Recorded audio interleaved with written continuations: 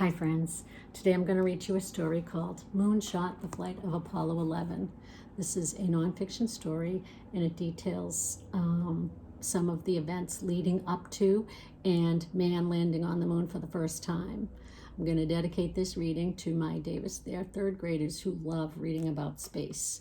I think you're going to enjoy this story.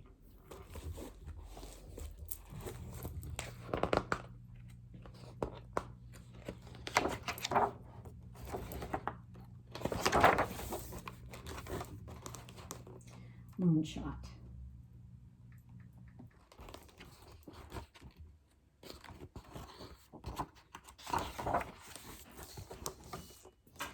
High above, there is the moon, cold and quiet, no air, no life, but glowing in the sky.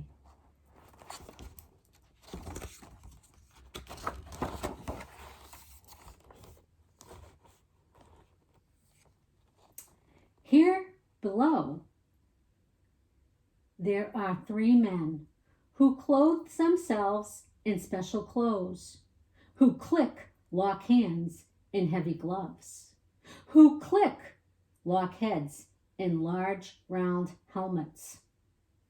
It's summer here in Florida, hot and near the sea, but now these men are dressed for colder, stranger places. They walk with stiff and awkward steps, and suits not made for the earth. They have studied and practiced and trained, and said goodbye to family and friends. If all goes well, they will be gone for 1 week, gone where no one has been.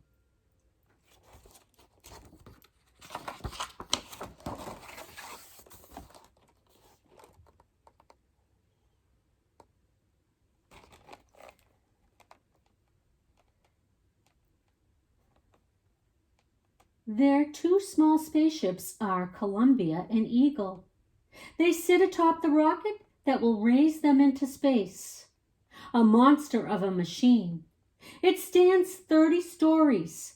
It weighs 6 million pounds. A tower full of fuel and fire. And valves and pipes and engines too big to believe, but built to fly. The mighty massive Saturn V. The astronauts sequence in to Columbia's sideways seats, lying on their backs, facing toward the sky. Neil Armstrong on the left, Michael Collins on the right, Buzz Aldrin in the middle. Click, and they fasten straps. Click, and the hatch is sealed. They wait while the Saturn hums beneath them.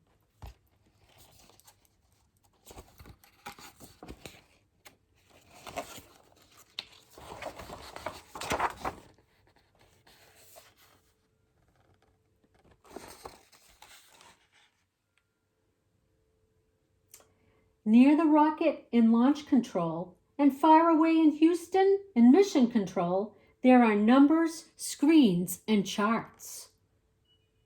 Ways of watching and checking every piece of the rocket and ships, the fuel, the valves, the pipes, the engines, the beats of the astronauts' hearts.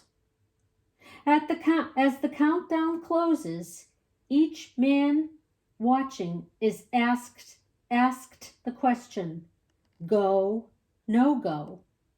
And each man watching answers back, go, go, go. Apollo 11 is go for launch.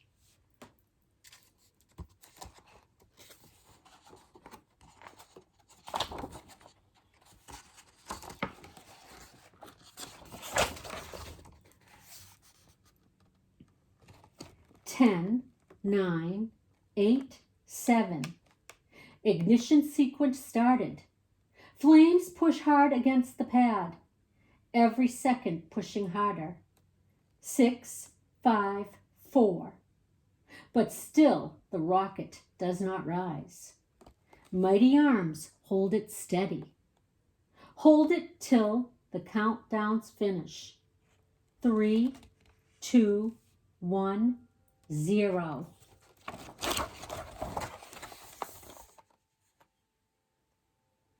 Liftoff.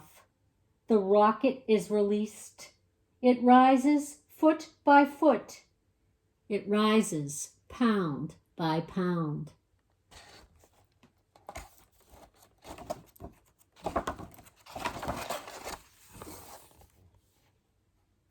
It climbs the summer sky. It rides a flapping, crackling flame and shakes the air and shakes the earth and makes a mighty roar.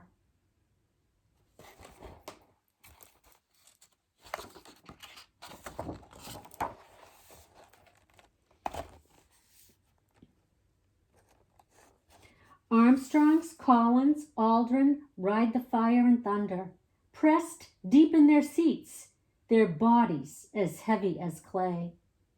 The rocket below them sheds parts as it soars. Bolts explode, engines ignite.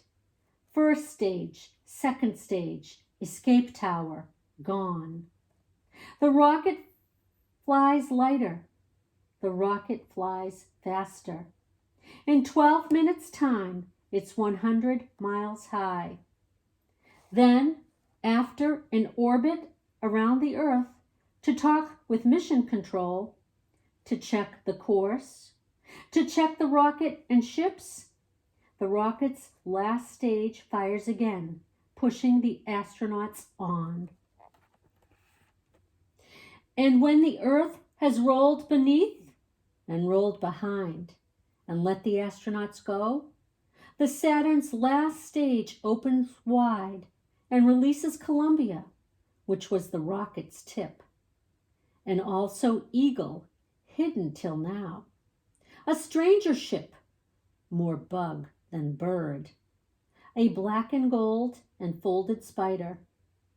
Michael Collins, Columbia's pilot, turns her back around.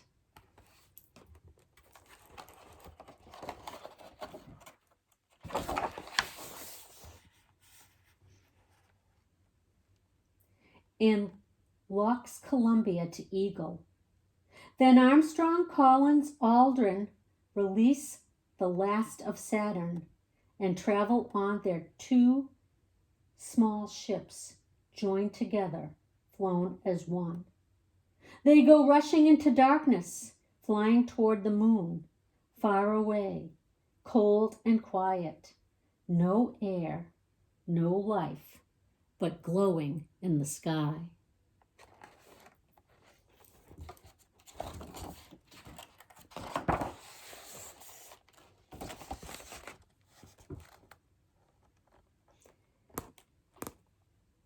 On board Columbia and Eagle, Armstrong, Collins, and Aldrin unlock gloves, unclick helmets, unclick the straps that hold them down, and float inside their small ships, their home for a week.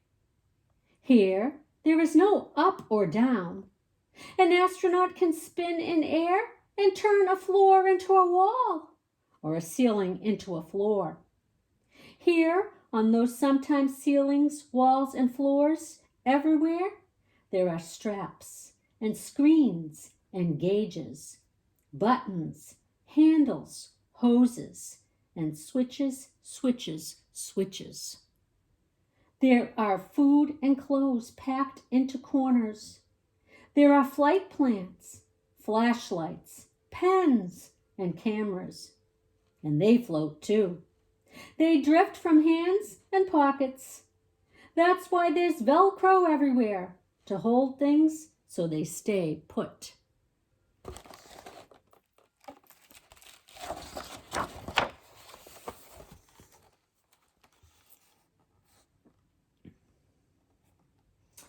Here, where everything floats, it takes some skill to eat a meal.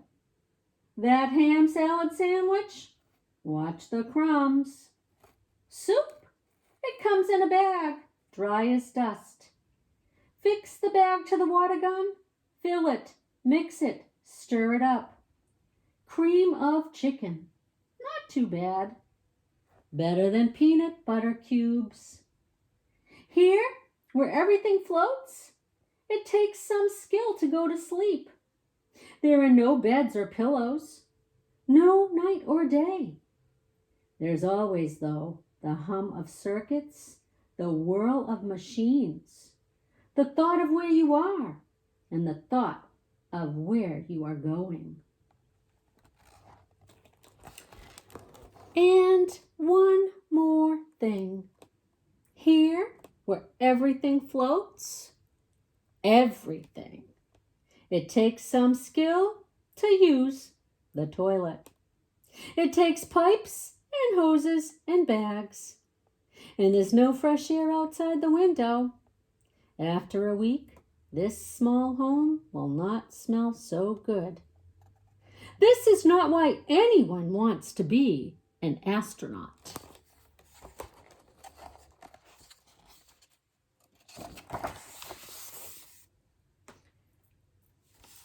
But still ahead, there is the moon, cold and quiet, no air, no life, but glowing in the sky, glowing and growing.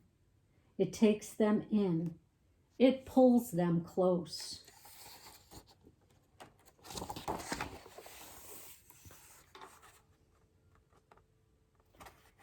At the moon, Colin stays in Columbia high above. A single circling soul. Armstrong and Aldrin leave an Eagle and take it low and lower.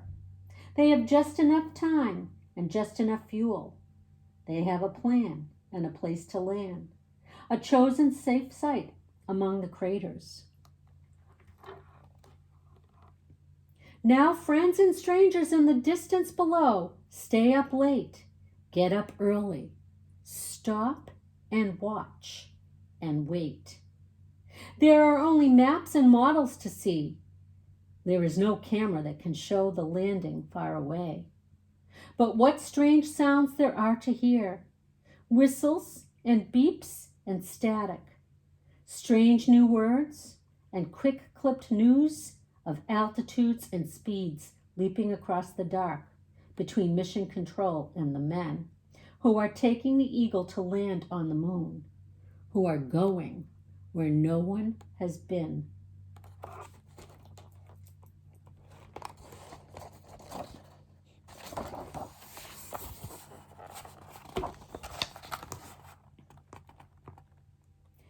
On board Eagle, Aldrin calls out information while Armstrong steers the ship. They fly low and lower, looking for their landing site. But now Eagle, they see, has flown too far. They are miles from where they mean to be. And below their small and spindly ship, they see no level place. Only broken stone and rock. Only shadows and deep craters on the great and growing moon. Far from home and far from help. Still, steady, steady, the astronauts fly till time and fuel are running out.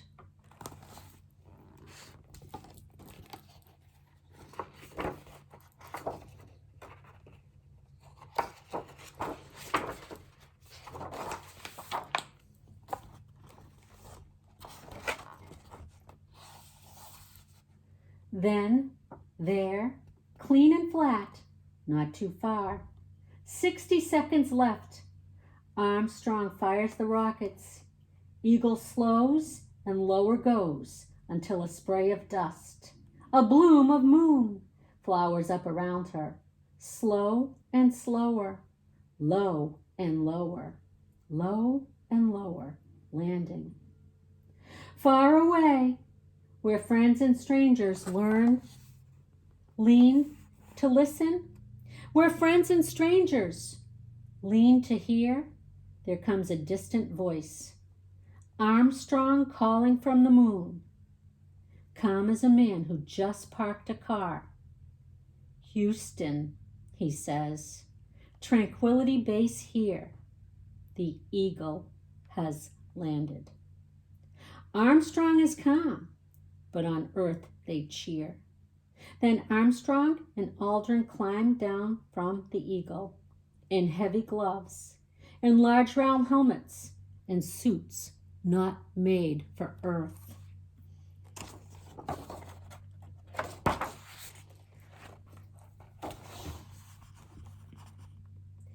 In suits made for the moon. Here below, all around them, cold and quiet. No air but life. There is life on the strange and silent, magnificent moon. Armstrong and Aldrin walk its rough, wide places.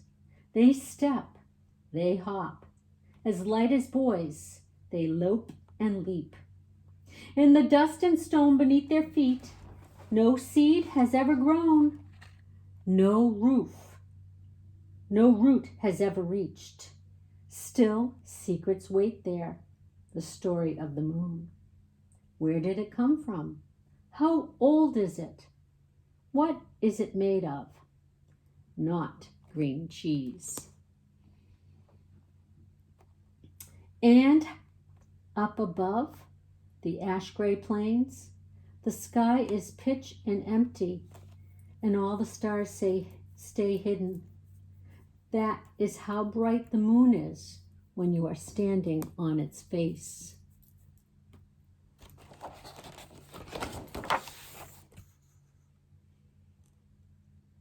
But in the black and starless sky,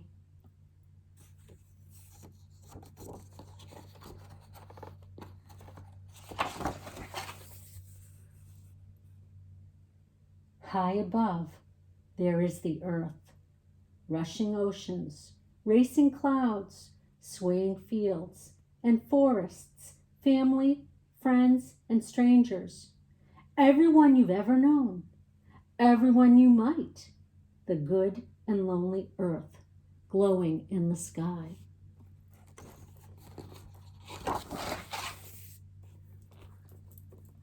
When their work is done, Armstrong, Collins, Aldrin fly back together from the moon, which rolls beneath, which rolls behind, letting them loose, letting them go. They fly back together through the dark with pictures, stones, and stories, with secrets of the sky, with a view of home from far away. Back to family, back to friends, to warmth, to light, to trees and blue water. Back from the moon, they land with a splash.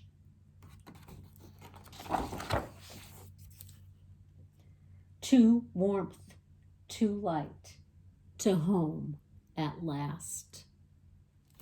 On the back of this book, there's a picture, and it shows the three astronauts, Neil Armstrong, Michael Collins, and Edwin E. Buzz Aldrin Jr. I hope you enjoyed this story. If you take this book out of the library, there's lots of good information in it. There's lots of details, diagrams, and charts. So maybe you can learn more about the first landing on the moon if you check this book out. Thanks.